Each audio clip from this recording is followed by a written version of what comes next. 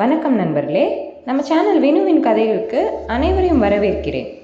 இதில் வரும் கதைகள், கவிதைகள் உங்களுக்கு அனைவருக்கும் பிடித்திருந்தால் மறக்காமல் என் சேனலுக்கு சப்ஸ்கிரைப் செய்து எனக்கு ஆதரவு தாருங்கள். நண்பர்களே, இன்னைக்கு நம்ம பார்க்க போகிற கதையின் பெயர் காதல் தெய்வம். வாங்க கதைக்குள்ள செல்வோம் நண்பர்களே. அடிகனமான பெரிய சைஸ் இண்டாலியம் பாத்திரத்தை கேஸ் ஸ்டவ்வில் ஏற்றி 10 லிட்டர் பாலை ஊற்றி அது பொங்கினதும் தீயை குறைச்சி மரக்கரண்டியால் கிளற ஆரம்பிச்சா மணிமேகலை. ஒரு நிமிஷம் கை சோர்ந்து கிண்டுறதை நிறுத்தினாலும் அடிப்பிடிச்சிடும். திரட்டிப்பாலில் தீஞ்ச வாடை வந்துடும். மாமாவுக்கும் அந்த வாடை பிடிக்காது, மகளுக்கும் அந்த வாடை பிடிக்காது. இன்னைக்கு மாமா வர நாள். வீடு நிறைய பிறந்த வீட்டு ஆளுங்க, புகுந்த வீட்டு ஆளுங்க இருந்தாலும் மாமா வந்தாதான் வீடு நிறையும். மாமாவை நினைக்கையில் மனசுக்குள்ளும் பால் பொங்கியது மணிமேகலைக்கு. அவர் மட்டும் அன்னைக்கு அப்படி ஒரு முடிவு எடுக்கலைன்னா அவளுக்கு குமரனும் கிடைச்சிருக்க மாட்டான், தர்ஷினியும் கிடைச்சிருக்க மாட்டான். அவளை பொறுத்த வரைக்கும் மாமாதான் குலசாமி. வருஷா வருஷம் கடைசி பரீட்சை முடிஞ்ச அன்னைக்கே பாட்டி வீட்டுக்கு பஸ்ஸை பிடிக்க காலம் அது. மணிமேகலையும் அப்படித்தான். +2 எக்ஸாம் முடிஞ்ச அன்னைக்கும் பாட்டி வீட்டுக்கு அப்படித்தான் பஸ் பிடிச்சா. இந்த வருஷம் காலேஜில் சேர்ற வேலை இருக்குடி, ஊருக்கு போக வேணாம்ங்கிறீங்கிற அக்காவோட சத்தத்துக்கு காதே கொடுக்காம பேக் பண்ணிக்கிட்டு இருந்தவளை அப்பாவும் அதே வார்த்தைகளை சொல்லி தடுக்க பார்த்தார். இந்த விஷயத்தில் மணியை யாராலும் தடுக்க முடியாது. மணியின் அம்மா வாய்க்குள்ளேயே சிரிப்பை அடக்கி கொண்டாள். ஆனால் மனசு மட்டும் தன் பிறந்த வீட்டு சொந்தத்தை இவ மூலமாக தொடரணுன்ற ஆசையில் படபடன்னு அடிச்சுக்கிச்சு. மணியை பாட்டி வீட்டுக்கு ஈர்க்கிறது பாட்டியோ தாத்தோவோ கிடையாது, தாய்மாமா ஆறுமுகம்தான். மேகலான்னு அவர் வாய் நிறைய கூப்பிட்டாலே மணிக்கு ரெக்கை முளைச்சிடும். அவரை விட மணியோட அம்மா 10 வயசு இளையவங்க. அதனாலேயே தங்கச்சியை மக மாதிரி பார்த்துக்கிட்டாரு. தங்கச்சிக்கு அப்புறம்தான் தன் கல்யாணம்னு இருந்தவரை மொத்த ஊரும் புத்தி சொல்லித்தான் மணவரையில் உட்கார வச்சது. தங்கச்சிக்கு சென்னையில் இருந்து வரன் வந்தப்போ ராத்திரி திருச்சியில் பஸ் ஏறினா காலையில் பட்டணத்து மண்ணை மிதிச்சிடலாம்னு சொந்தக்காரங்க தேத்தின பிறகும் அரை மனசாதான் சம்மதம் சொன்னார். தங்கச்சிக்கு 2 பொண்ணுங்க பிறந்தப்போ மனுஷன் பாசத்தாலையும் சீர்வரிசையாலையும் ஒரே மூக்கு மேலே விரல் வைக்க வச்சாரு. தன்னோட மூத்த மவனுக்கு தங்கச்சியோட மூத்த மவளை கட்டி வச்சு சொந்தத்தை தொடரணும்னு மனசுக்குள்ள அம்புட்டு ஆசை. மணியோட அம்மாவுக்கு மட்டும் இல்லை, அப்பாவுக்கு கூட தன் மச்சானோட மனசில் இருக்கிற ஆசை தெரியும். ஆனால் விருப்பம்தான் இல்லை. மூத்தவனுக்கு படிப்பு வரல, இளையவனும் இப்போதான் காலேஜ் கடைசி வருஷம் படிக்கிறான். நம்ம மூத்த பொண்ணு நல்லா படிக்கிற பிள்ளை, அவளை விட படித்தவனுக்கு கல்யாணம் செஞ்சு வச்சாதான் அவள் வாழ்க்கை நல்லா இருக்கும். என்னதான் நிலம் நீச்சின்னு வசதியாக இருந்தாலும் மெட்ராஸில் பிறந்து வளர்ந்த பொண்ணை ஊரில் கட்டி கொடுக்க முடியுமா? பொண்ணு கெட்டு வந்தால் முடியாதுன்னு சொல்லிட வேண்டியதுதான். பொண்டாட்டி கண்ணை கசக்கினா சமாதானம் சொல்லியிருக்கலாம் என்கிற தீர்மானத்தில் இருந்தார். ஆனால் காலம் என்ன திட்டம் போட்டு வச்சிருக்குன்னு அது நடக்கிற வரைக்கும் தெரியாதே. தங்கச்சிக்கு மருமவ மணிமேகலையும் பஸ்ஸை விட்டு இறங்கினதை தூரத்துலேருந்தே பார்த்துட்டாரு ஆறுமுகம். ஓடி வந்து பெட்டியை வாங்கி கொண்டு கூண்டு வண்டியில் வச்சுட்டு ஊரை நோக்கி விரட்ட ஆரம்பித்தார். மாமா வீட்டுக்கு வர கடைசி சம்மர் ஹாலிடே இதுதாங்கிற அப்போ மணிக்கு தெரியாது. மாமா பையன் அத்தை பொண்ணு காதல்களை இதெல்லாம் லவ்வில் சேர்த்தியே கிடையாதுன்னு சொல்கிற 2K கிட்ஸ் காலம். ஆனால் எல்லா காலத்துலேயும் பெரியவங்க மனசுக்குள்ளே இருக்கிற விருப்பு வெறுப்பு ஈகோவெல்லாம் அந்த காலத்துலேயும் இருக்கதான் செஞ்சது. எல்லா வருஷம் போலவே மாமா பசங்க ஒன்று விட்ட சித்தப்பா பசங்கன்னு எல்லார் கூடவும் சேர்ந்து தாயம், பல்லாங்குழி, பாண்டியாட்டம்னு ஆடிக்கிட்டு இருந்த மணிமேகலை இந்த வருஷம் என்னவோ புதுசாக தெரிஞ்சா ஆறுமுகம் மாமாவோட இளைய மகன் குமரனுக்கு. மணிக்கு நுங்கு பிடிக்கும்னு வெட்டிட்டு வந்தேன். என்னம்மா அப்பளம் பொரிச்சு வச்சிருக்க? மணிக்கு வத்தல் தானே பிடிக்கும். மணி கூச்சப்படுது. பாத்ரூமோட ஓலை தட்டையை புதுசாக மாற்றிடுறேன்னு மணிமேகலைக்காக பார்த்து பார்த்து செய்ய ஆரம்பித்தான். இந்த மாற்றத்தை மணியோட சித்தி பொண்ணுங்க கண்டுபிடிச்சு அவகிட்ட சொல்ல தான் முதலாக ஒரு ஆணால் காதலிக்கப்படுறோங்கிற உணர்வில் அறிவைத்துக்குள்ள ஏதோ செய்யுது மணிக்கு. அந்த உணர்வு சந்தோஷமாகவும் இருந்துச்சு. உச்சி வெயிலில் கிராமமே தூங்குற நேரத்தில் மணிமேகலையும் குமரனும் மொட்டை மாடியில் தங்களோட காதலை வளர்க்குறாங்க. இந்த வருஷம் எனக்கு படிப்பு முடிஞ்சிடும். நான் வேலைக்கு போன உடனே என் அப்பா கிட்ட நம்ம விஷயத்தை சொல்லிடுறேன். கண்டிப்பாக சம்மதம் தான் சொல்லுவார். உங்கள் அம்மாவும் சந்தோஷம்தான் படுவாங்க. நாம் கல்யாணம் செஞ்சுக்கிறதால எந்த பிரச்சனையும் வராது.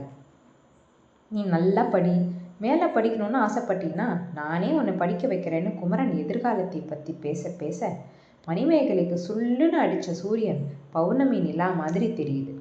மணியும் அவள் அம்மாவும் திருச்சிக்கு வந்த 16வது நாள் அந்த தந்தி வந்துச்சு.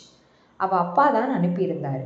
சீக்கிரம் வான்னு ஒத்த வரி இங்கிலீஷில் இருந்தது. அந்த தந்தியை பார்த்ததும் பதறி போய் சென்னைக்கு கிளம்புறாங்க தாயும் மகளும், கூடவே ஆறுமுகம் மாமாவும். காலிங் பெல் சத்தம் கேட்டு கதவை திறந்த தன் மூத்த மகளோட முகத்தை பார்த்து பதறி போயிட்டாங்க மணியோட அம்மா.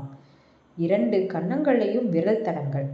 கதவு திறந்த சத்தம் கேட்டு ரூமை விட்டு வெளியே வந்த மணியோட அப்பா முகத்தில் கட்டுக்கடங்காத கோபம். விஷயம் இதுதான். மணியோட அக்கா கூட படித்த பையனை லவ் பண்ணிக்கிருக்கா. லவ் பண்ண பொண்ணை 1 மாதம் பார்க்காம இருக்க முடியல அவனுக்கு. மணியோட அப்பா இல்லாத நேரம் பார்த்து வீட்டுக்கு வந்திருக்கான்.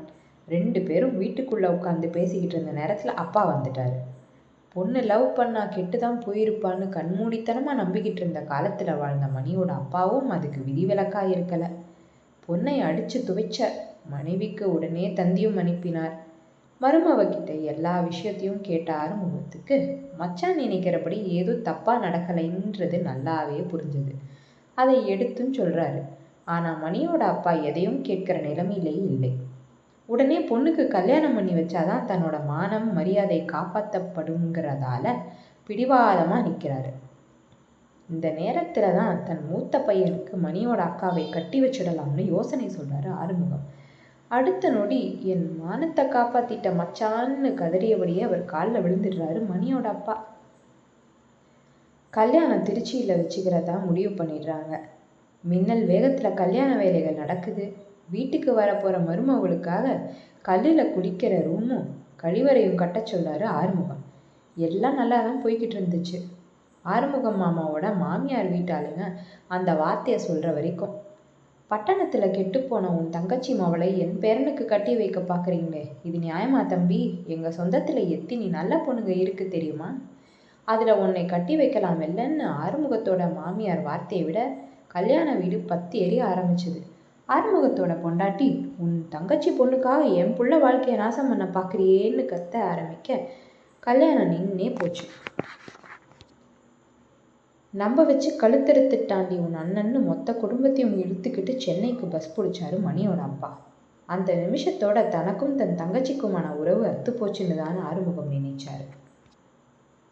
ஆனால் பட்டை மரத்தில் ஒட்டிக்கிட்டு இருக்கிற பச்சையத்தில் சின்னதாக துளிர் விடுற மாதிரி இளைய மகனோட காதலை மணிமேகலை லெட்டர் மூலமாக தெரிஞ்சுக்கிறார். மனைவிக்கு தெரியாமல் மகன்கிட்ட பேசினவர் மணிமேகலை அக்காவோட கல்யாணம் வரைக்கும் பொறுத்துக்க சொல்கிறார். காதல் அப்படியெல்லாம் சொல் பேச்சு கேட்குமா என்ன? லெட்டர் வழியாக வளர்ந்துக்கிட்டு இருந்த காதலுக்கு அது மூலமாகவே பிரச்சனையும் வருது. இந்த தேதியில் உன் காலேஜுக்கு வந்து உன்னை பார்க்குறேன்னு குமரன் போட்ட லெட்டர் மணியோட அப்பா கையில் கிடச்சிடுது.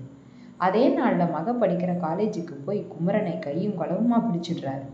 குமரன் வந்தது, அப்பா கிட்ட அடி வாங்கிட்டு ஊருக்கு போனது எதுவுமே தெரியாமல் சாயங்காலம் வீட்டுக்கு வந்த மணிமேகலை அதுக்கப்புறம் காலேஜுக்கே போக முடியலை. குமரன் கிட்ட இருந்து வந்த கடிதங்களையும் அவ கைக்கு கிடைக்காம பார்த்துக்கிறாரு. ஒரு கட்டத்தில் 2 மகள்களுக்கும் ஒன்றாவே கல்யாணம் செஞ்சிடலான்னு அவர் மாப்பிள்ளை பார்க்க ஆரம்பிக்க மணிமேகலை விஷம் குடிச்சிடுறா.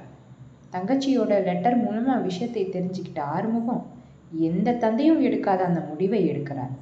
அப்பா கிட்ட கெஞ்சி கேட்டு பரீட்சை எழுதுறதுக்கு மட்டும் அனுமதி வாங்கிட்டு காலேஜுக்கு வந்த மணிமேகலை கடைசி பரீட்சை அன்னைக்கு பாதியிலே கிளம்பி போயிடுறா. ஏற்கனவே திட்டம் போட்டபடி குமரக்கும் மணிக்கும் கல்யாணத்தை முடித்து தன் நண்பரோட ஊருக்கு பஸ் ஏற்றிட்டு அவர் திருச்சி பஸ்ஸை பிடிக்கிறார். தங்கச்சியோட கண்ணீர், மச்சான் சொக்காயை அடிக்க வந்தது, பொண்டாட்டியோட சாபம்னு எதுக்குமே ஆறுமுகம் வாயை திறக்கலை. 1 இல்லை 2 இல்லை, கிட்டத்தட்ட 5-6 வருஷம் அப்படித்தான் இருந்தார். பேத்தி தர்ஷினி பிறந்தப்ப கூட மருமவளுக்கு அவர் தான் தாய்க்கு தாயாக இருந்து ஒத்தாசை செஞ்சார். மிச்சம் இருக்கிற கோபமும் சாபமும் தனியட்டும், அப்புறம் சொல்லிக்கலாம்னு தான் மனசுக்குள்ளே நினைச்சபடியே 8 வருஷம் கழித்து மகனும் மருமவளும் இருக்கிற ஊரை பற்றி தங்கச்சிக்கிட்டேயும் பொண்டாட்டிக்கிட்டேயும் சொல்கிறார். அதுக்கப்புறம் 2 குடும்பமும் சேர்ந்தது உங்களுக்கு ஏற்கனவே தெரிஞ்ச கதைதான். மறுநாள் பேத்திரி தர்ஷினியோட பிறந்த நாள். மருமவ ஊருக்கு போகிற பஸ்ஸில் ஏறி உட்காந்துடுறாரு ஆறுமுகம் மாமா. அவர் கையில் இருந்த பைக்குள்ளே இருந்து திரட்டிப்பால் வாசனை பஸ் முழுக்க பரவச்சு. கதை நிறைவுற்றது நண்பர்களே. இந்த கதை உங்களுக்கு பிடித்திருந்தால் என் சேனலுக்கு சப்ஸ்கிரைப் செய்வோம். நன்றி.